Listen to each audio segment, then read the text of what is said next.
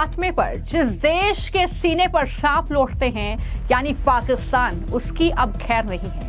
पाकिस्तान ने खुद अपने लिए आफत बुलाई है तो अंजाम भुगतने के लिए भी अब तैयार रहे। अब भारतीय सेना के हथियारों ने पाकिस्तान में तबाही मचाई है। मिसाइलें ये कहर बनकर अब पाकिस्तान पर टूट रही हैं। इसी जंग के बीच बड़ी खबर यह है कि भारतीय सेना ने ऑपरेशन सिंदूर में जैश का टॉप कमांडर अब्दुल को मौत के घाट उतार दिया है और अब्दुल रऊफ अजहर के खात्मे के साथ अमेरिका और इजराइल को इंसाफ दिलाया है भारत ने। जी हां, जिस यहूदी अमेरिकी पत्रकार डैनियल पर का सर कलम किया था, इन आतंकवादियों ने 2002 में पाकिस्तान के कराची में उसकी हत्या कर दी गई थी और पूरी दुनिया को इस हत्या ने झकझोर दिया था।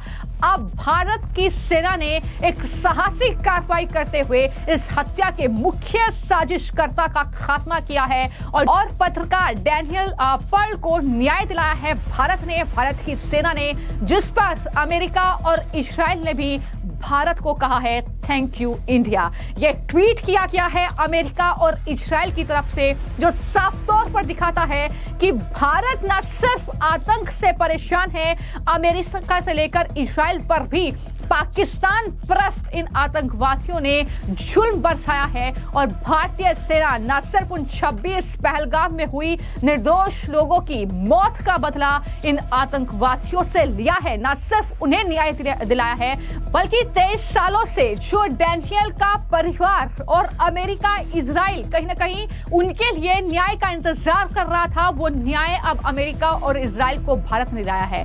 भारत द्वारा सैन्य कार्रवाई कर मारे गए अब्दुल रऊफ की मौत पर अमेरिका ने इसे जस्टिस डिलीवर्ड बताया है। कुख्यात आतंकी की मौत से अमेरिका के साथ साथ यहूदी समुदाय भी काफी ज्यादा संतुष्ट है, वो खुश है। सोशल मीडिया पर लगातार जो अमेरिका के अलग अलग जो पत्रकार हैं, जो लोग हैं, वो ट्वीट कर रहे हैं। यहां तक कि यूएस डिप्लोमेट की तरफ से ट्वीट किया गया है और जस्टिस इसे बताया गया है जो भारतीय सेना ने अमेरिका को दिलाया है। इस तरीके से यूएस के पत्रकार पर्ल की 2002 में पाकिस्तान में हत्या कर दी गई थी। जैसा कि मैंने बताया, इस मामले में उमर सईद शेख का हाथ था। शेख को कांधार हाईजैक के बाद रिहा कर दिया गया था और रिहाई में अब्दुल रऊफ अजहर का भी हाथ था। जनवरी 2002 में वॉल स्ट्रीट जर्नल के पत्रकार डैनियल पर्ल में एक इंटरव्यू के लिए जा रहे थे और लेकिन असल में यह आतंकवादियों का बिछाया हुआ उनके लिए एक जाल था। पर्ल को आतंकवादियों ने किडनैप कर लिया। इसका मास्टरमाइंड उमर सईद शेख था।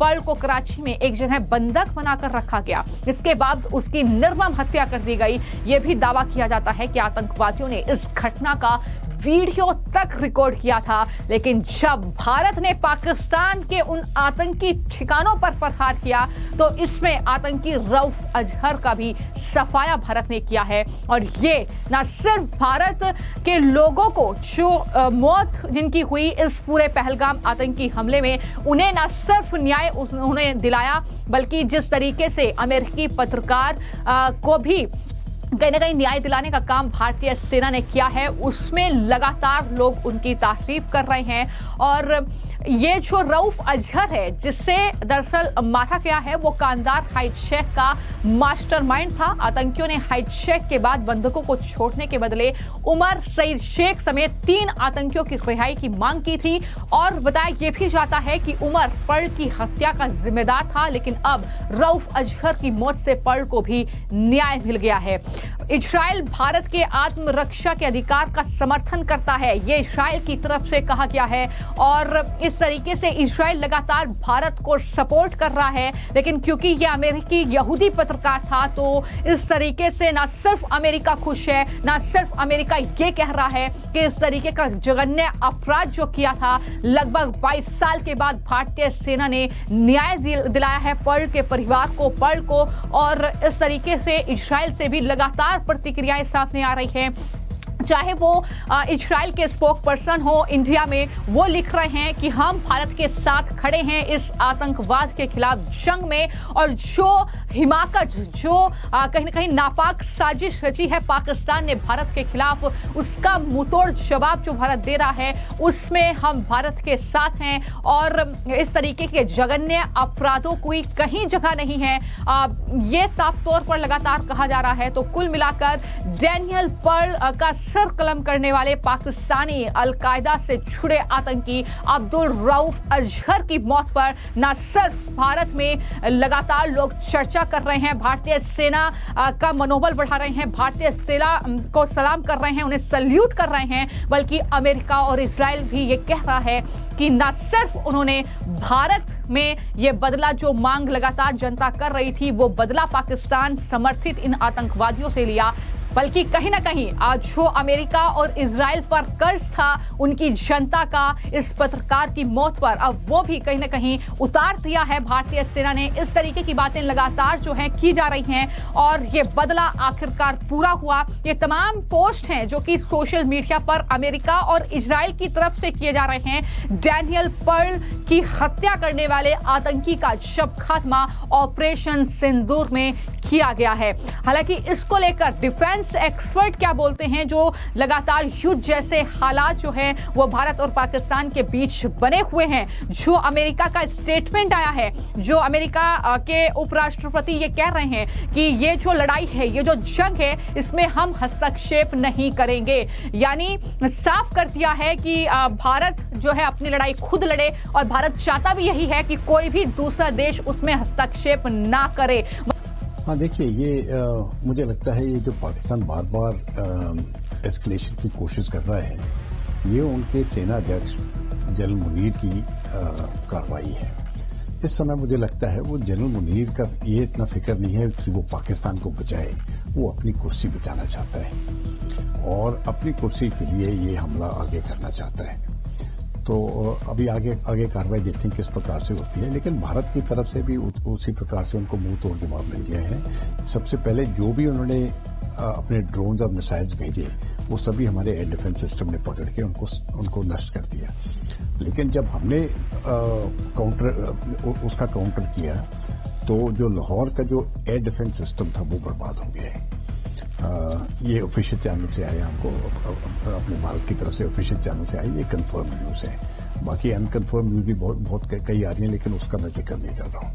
तो मुझे लगता है कि ये इस प्रकार की एस्केलेशन की कार्रवाई आगे वाले दिनों में भी देखने को मिलेगी, और इसकी बहुत जल्दी समाप्त होने की कोई संभावना मुझे नहीं लगती है। सर, किस तरह से भारत ने जवाबी कार्रवाई की? देखिए, ये जब हम एयर डिफेंस सिस्टम की बात करते हैं, ये अलग अलग स्टेजेस पर होता है। एक स्मॉल रेंज होता है, एक मीडियम रेंज होता है, और उसके बाद the ultimate is the S-400। S-400 में क्या होता है कि 600 किलोमीटर पर वो टारगेट डिटेक्ट कर लेती है, और 400 किलोमीटर जब वो टारगेट नजदीक आती है, वहां से इंगेजमेंट शुरू हो जाती है। एक बार टारगेट लॉक हो जाती है तो फिर इंगेजमेंट हो जाती है, और मल्टीपल टारगेट से इंगेज हो सकते हैं।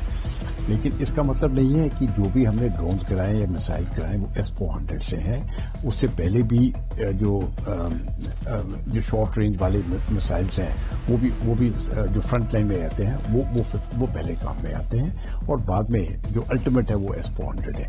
तो ये कंबाइंड सिस्टम जो किया गया है, शॉर्ट रेंज मिसाइल्स और ये S-400 तक जो भी एयर डिफेंस सिस्टम है, ये पूरी तरह से कोऑर्डिनेटेड है, और मुझे लगता है ये बहुत पिछले 2 रातों में जो देखा है, ये बहुत कारगर हुआ है। तो इसका मतलब मल्टीपल लेयर सुरक्षा है भारत के पास एयर डिफेंस में? एयर डिफेंस की सुरक्षा हमेशा मल्टीपल लेयर्स पे ही होती है। ठीक है, जैसे कि अगर हम एयर डिफेंस गन्स अगर लेते हैं, एयर डिफेंस गन्स उनका अलग रोल होता है, फिर मिसाइल्स होते हैं, हैंडेड मिसाइल होते हैं, उसके बाद दूसरे मिसाइल का सिस्टम है जिसकी रेंज 35 से 40 किलोमीटर है, और उसके बाद फिर इसी प्रकार से आगे तक बढ़ता जाता है। और जब हम इसको पूरे कोऑर्डिनेट कर देते हैं एक तरीके से, तो पूरा एरिया कवर हो जाता है। सर, S-400 भारत ने शायद 5 रशिया से मंगाई थी, अभी और भी आने बाकी है। 2026 से उसकी डिलीवरी होगी, कोई भी जानकारी? जब इसकी डिलीवरी वगैरह क्या होगी मुझे मालूम नहीं है कि इसका क्या कोई सिस्टम है या कोई डेट तय की है या कितना भारत लेगी, लेकिन जो भी भारत को जरूरत है ये तो मुझे मालूम है कि हमारी रक्षा मंत्रालय उसको पूरा कर देगी। सर, इसके अलावा सवाल ये है कि अमेरिका ने जिस तरह से उनके वाइस प्रेसिडेंट ने जवाब दिया है कि हम इन्वॉल्व नहीं होंगे, हालांकि उन्होंने ये भी बोला कि शांति होंगे चाह रहे हैं, इस बयान को आप किस तरह से? देखिए, जहाँ तक अमेरिका की बात है उन्होंने तो बिल्कुल अपना रवैया साफ कर दिया है कि ये जो मेजर कॉन्फ्लिक्ट्स पूरी दुनिया में हो रहे हैं उसमें वो शामिल नहीं होंगे। इसलिए उन्होंने यूरोपियन यूनियन को भी बता दिया है कि रशिया यूक्रेन की कॉन्फ्लिक्ट में उसको जाके बंद करें, क्योंकि बार बार रशिया अमेरिका हर एक जहाँ पर भी लड़ाई हो रही है वहाँ पर अपनी उंगली डालना चाहता है। उसी चीज को देखते हुए ये जो अभी पाकिस्तान ने जो टेंशन बढ़ाए हैं हमारी सीमा पर, खास करके पहलगांव अटैक के बाद, एक तो उन्होंने पहलगांव अटैक किया, उसमें हिस्सा था पाकिस्तान का, और उसके बाद जो भी कार्रवाई हुई है, तो जब हम इसको देखते हैं तो अमेरिका नहीं समझता है कि वो इस लड़ाई के बीच में किसी भी पक्ष में आए, वो उससे बाहर रहेगा। और ये मैं समझता हूँ एक काफी चेंज है अपनी जो अमेरिका की नीति है। पहले क्योंकि किसी न किसी तरह से वो पाकिस्तान को सपोर्ट करने की कोशिश करता था, लेकिन अभी वो नहीं है। मुझे नहीं लगता है कि अमेरिका का स्टैंड न्यूट्रल होगा। मुझे लगता है कि अमेरिका दबाव डालेगा पाकिस्तान के ऊपर कि वो टेररिज्म का रास्ता छोड़ दे, लेकिन इस समय पर मुझे लगता है कि अमेरिका दोनों तरफ को बोलेगा कि शांति की तरफ जाएं, लेकिन भारत ने अपना रुख बिल्कुल साफ कर दिया है। भारत ने बोला है कि अगर पाकिस्तान एस्केलेट करता है तो उसका भी उसी प्रकार से जवाब होगा। तो एस्केलेशन ये भारत के ऊपर नहीं है, एस्केलेशन पाकिस्तान के ऊपर है, और भारत जितनी भी बार पाकिस्तान इस प्रकार की एस्केलेशन करेगा, भारत उसका जवाब मुंह तोड़ जवाब देता रहेगा। न्यूक्लियर अटैक की भी धमकी देता है, वहाँ पे कई मिनिस्टर से लेकर आर्मी के लोगों ने भी इस पर धमकियाँ दी हैं। इसको आप किस तरह से देख रहे हैं, जिस तरह से टेंशन बढ़ रहा है? देखिए, न्यूक्लियर हथियार जो होते हैं वो इस्तेमाल करने के लिए नहीं होते, ये तो सबसे पहले लोगों को समझना चाहिए। बाकी हथियार जो है, मिसाइल्स हैं वगैरह वगैरह, वो तो आप इस्तेमाल करो, लेकिन न्यूक्लियर हथियार लड़ने के लिए नहीं है। इसको डेटरेंस बोलते हैं। डेटरेंस इसलिए देश इसको रखते हैं कि अगर उनके ऊपर न्यूक्लियर हमला कोई करता है तो डेटरेंट के तौर पर उनके ऊपर न्यूक्लियर हमला किया जाएगा। तो ये कभी भी शुरुआत न्यूक्लियर हथियारों से नहीं होती है। अगर कोई देश बिल्कुल खत्म होने वाला है और वो समझता कोई चारा नहीं है, मैं वैसे ही मर रहा हूं, तब जाके हो सकता है वो लास्ट ऑप्शन में न्यूक्लियर वेपन इस्तेमाल करें, नहीं तो ये होते नहीं। अभी आपने देखा होगा रूस और यूक्रेन का युद्ध भी चल रहा है, 3 साल हो गए हैं, लेकिन न्यूक्लियर हथियार वहां पर रशिया ने अभी तक इस्तेमाल नहीं किए। टैक्टिकल न्यूक्लियर वेपन जिसको कहते हैं वो भी इस्तेमाल नहीं किए। अभी जहां तक भारत और पाकिस्तान के बीच में की बात है, भारत ने तो कभी भी न्यूक्लियर वेपन्स की बात नहीं की है कि हम इसको इस्तेमाल करेंगे। वैसे भी हमारी न्यूक्लियर डॉक्ट्रिन साफ है, वो कहती है कि भारत नो फर्स्ट यूज है, कि हम पहले किसी भी देश के ऊपर न्यूक्लियर हथियार इस्तेमाल नहीं करेंगे, और जिस देश के पास न्यूक्लियर हथियार नहीं है उसके विरुद्ध तो कभी भी नहीं करेंगे। ये तो बिल्कुल साफ कर दिया भारत ने अपनी न्यूक्लियर। लेकिन हमारी न्यूक्लियर फिलॉसफी का एक दूसरा हिस्सा भी है कि अगर कोई हमारे ऊपर न्यूक्लियर हथियार फेंकता है तो हमारा जवाब डिसप्रोपोर्शनेट होगा। इसका मतलब है कि हम मैसिव रिटेलिएशन करेंगे। ये न्यूक्लियर पॉलिसी में लिखा है, पूरी दुनिया को मालूम है, ये कोई छिपी हुई बात नहीं है। अब जाके कई जैसे पाकिस्तान इस प्रकार की धमकियां देता है, वो पहले भी देता रहा है, और वो समझता है कि वो टेररिज्म को चलाता रहे, और जो क्योंकि उनके पास न्यूक्लियर हथियार है, वो धमकी देगा कि अगर भारत काउंटर टेररिज्म के ऊपर कोई एक्शन करे पाकिस्तान के ऊपर तो वो न्यूक्लियर हथियार चलाएगा। लेकिन हमने इनकी ब्लफ जो है ये कॉल कर दी है, जब बालाकोट किया तब भी की है, अभी भी कर रहे हैं। जैसे मैंने आपको बताया, न्यूक्लियर हथियार डेटरेंस है, इस्तेमाल करने के लिए नहीं है। अभी दुनिया भी जो कई लोग, खास करके वेस्टर्न यूरोप के लोग बोलते हैं कि देखो ये लड़ाई बंद करो, 2 न्यूक्लियर हथियार है, मामला बिगड़ सकता है। तो अगर मामला बिगड़ सकता है तो यूरोप में क्यों नहीं बिगड़ा? जहां यूरोप 3 साल से सप्लाई करता जा रहा है यूक्रेन को हथियार, और रूस ने अभी तक इस्तेमाल नहीं किए, ना तो यूरोप ने किए।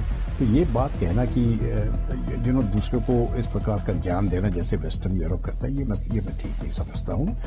भारत एक जिम्मेवार देश है, हमको मालूम है हमने क्या करना है, और जब तक पाकिस्तान टेररिज्म का रास्ता नहीं छोड़ेगा, मुझे लगता है भारत उसके ऊपर दबाव डालता रहेगा। वहीं पर पाकिस्तान जो कहीं ना कहीं भीख मंगा देश बन चुका है, अब वो कटोरा लेकर अमेरिका या अन्य देशों के पास जाएगा, तो अमेरिका ने ये साफ कर दिया है कि वो इसमें हस्तक्षेप नहीं करेगा। कुल मिलाकर पाकिस्तान हर मोर्चे पर प्रस्त हो रहा है, फिर चाहे वो जमीन हो, फिर चाहे वो समुद्र हो, फिर चाहे वो आसमान हो, तमाम अपने जो हथियार हैं वो पाकिस्तान ने निकाल लिए, लेकिन एक के बाद एक वो हथियार हवा में ही खत्म कर दिए गए भारतीय सेना के जरिए। ये है भारतीय सेना का पराक्रम, ये है भारतीय सेना का शौर्य जो लगातार भारतीय सेना दिखा रही है। एलओसी से लेकर जहां पर भी पाकिस्तान अपनी नापाक हरकतें दिखाने की कोशिश कर रहा है। फिलहाल आपकी इस खबर को लेकर क्या राय है, हमें कमेंट बॉक्स में जरूर लिखें। धन्यवाद।